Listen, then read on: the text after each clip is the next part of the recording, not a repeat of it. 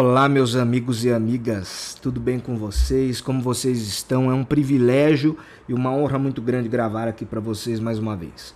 Quem lhes fala é Lucas Guimarães e vocês estão aqui no canal Lucas no Plural.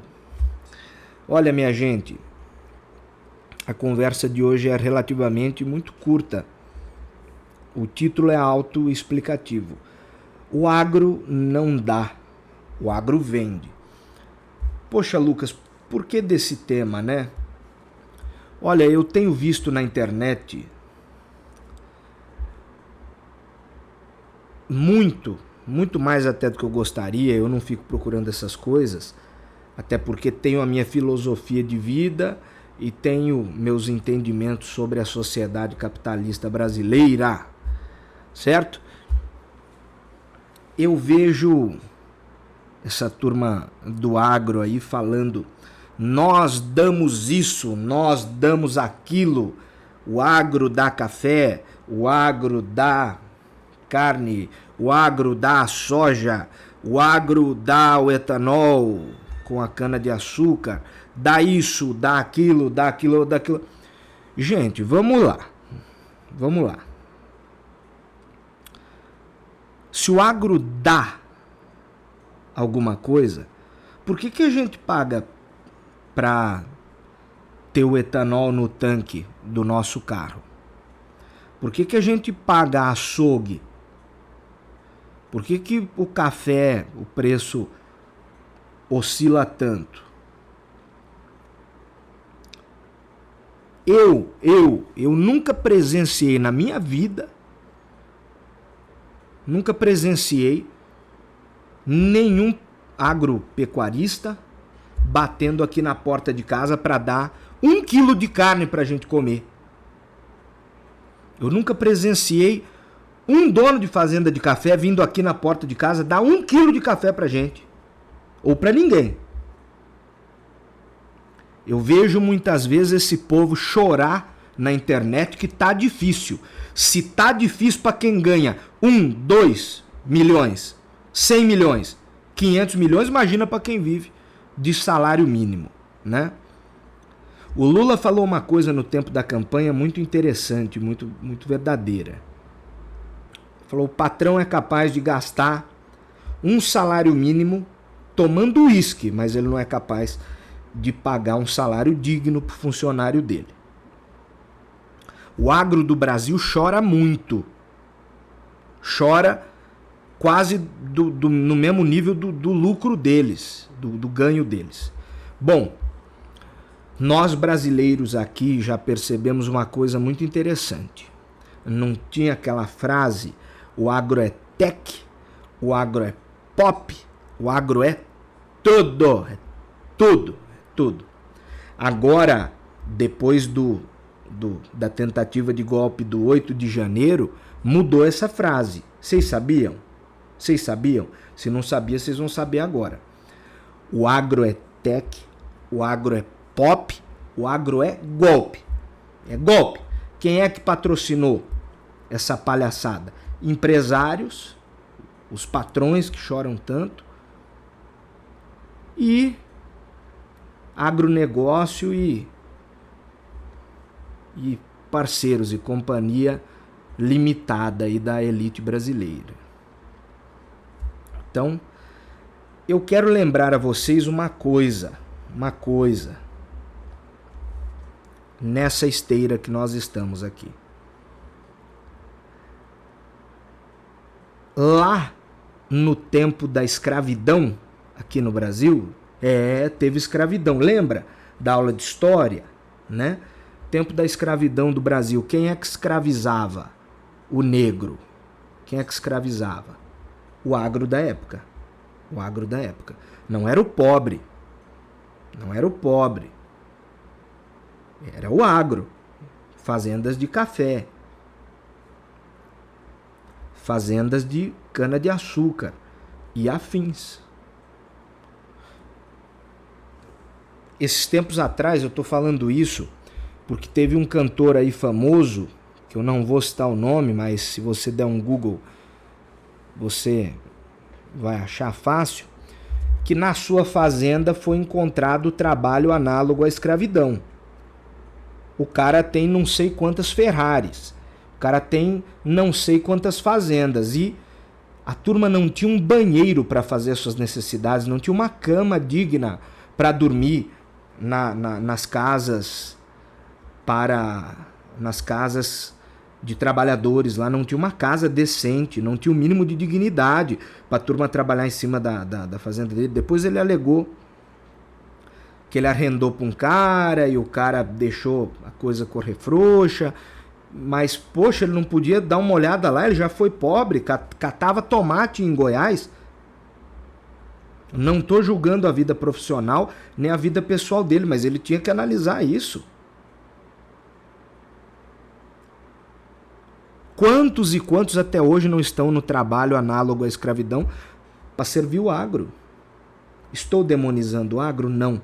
Mas então também não fala que o agro dá nada. Porque nada dá a ninguém, ele vende. Vende caro e ganha muito. Outra.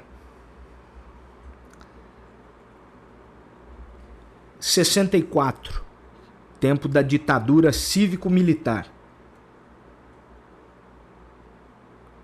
Quais setores que mais pressionaram os militares para que houvesse o golpe?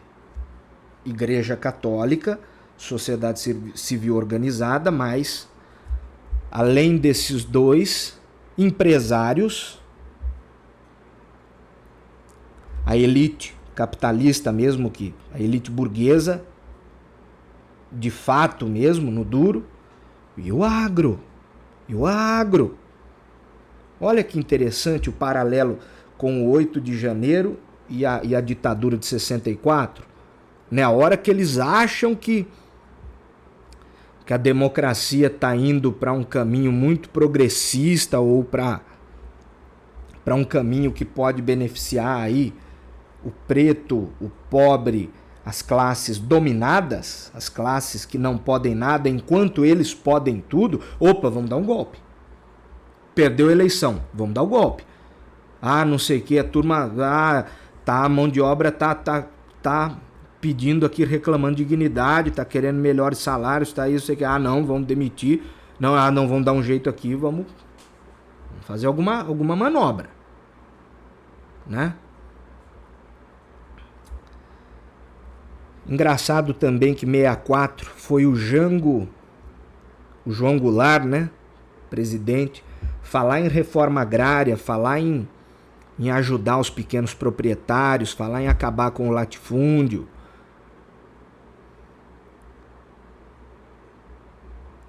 O pouco tempo que ele ficou depois da renúncia de Jânio Quadros, né? Aí sofreu o golpe mesmo, não teve condições, né? Basta o mínimo de leitura para a gente chegar nessa conclusão. Então a gente vê que o agro no Brasil ele tem algumas origens amargas, sombrias, e tem um lado que não costuma ser o lado do povo, o lado do pobre, o lado do preto, do índio. É o lado do capitalismo atroz, é o lado do capitalismo mais radical que tem, que faz conta do lucro em cima de vidas humanas, do sangue dos pobres, dos trabalhadores, enfim, daqueles que não são donos de meio de produção nenhum, que não tem fazenda, que não tem empresa, que não tem nada. E do jeito que eles gostariam que fosse, não vão ter mesmo. Se for do jeito que eles querem, ninguém vai ter nada, é só eles. Tudo bem. O agro dá emprego. Então, vamos lá. Por que os latifundiários do Brasil, hoje em dia, sobretudo, colocam máquinas? Antes empregava-se os coletadores, os catadores de café, de algodão, se empregavam pessoas. Para não pagar salário, para não ter que empregar, não ter que assinar CLT, não ter que dar direito trabalhista, fazer atender uma série de exigências da lei do trabalho e para dar realmente as condições para que o ser humano possa desenvolver o trabalho na terra deles, o funcionário deles. Porque se ele dá tanto emprego, por que hoje eles colocam 2, 3 máquinas que fazem o trabalho de 15, 20, 30 homens? Ou mais, né? Tô fazendo aqui uma ilustração da minha ideia. Se o agro dá tanto emprego, por que compra tanta máquina? Hoje em dia tem máquina que não vai nem o motorista. A máquina, ela funciona quase como um drone, ela é controlada remotamente, ou ela tem um programinha, ela não vai nem o motorista. Né? Essa turma braçal que ia fazer ali a coleta, que ia fazer isso e aquilo lá dentro, perdeu o emprego para a máquina.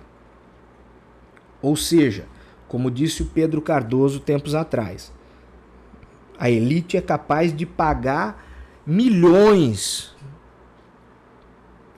em coisas, mas não é capaz de remunerar dignamente as pessoas, a mão de obra humana.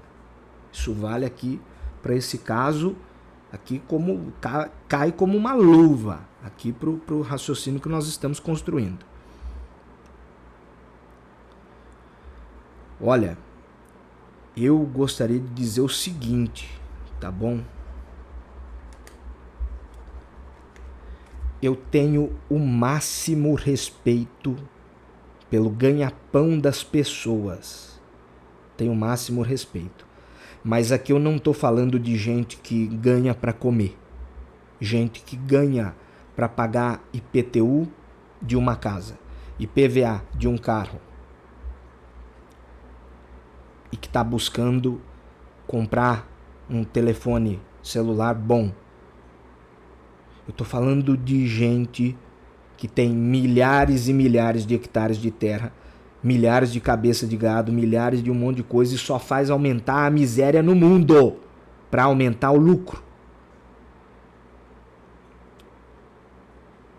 Ou seja,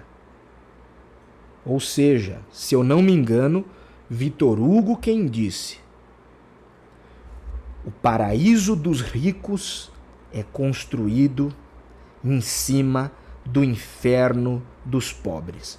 Portanto, não quero ouvir mais perto de mim, e nem você mais vai ser enganado pela falácia de que o agro dá alguma coisa para alguém. O agro vende caro, ganham bem, estão trocando avião todo ano, estão trocando a Land Rover, o Jaguar, o sei lá o que, o automóvel todo ano. Estão limpando a bunda com nota de 200 e você aí desempregado, porque uma máquina entrou no teu lugar. E você aí se humilhando, muitas vezes em condições desumanas para sustentar tua família, para poder comer e beber. E nego chorando miséria.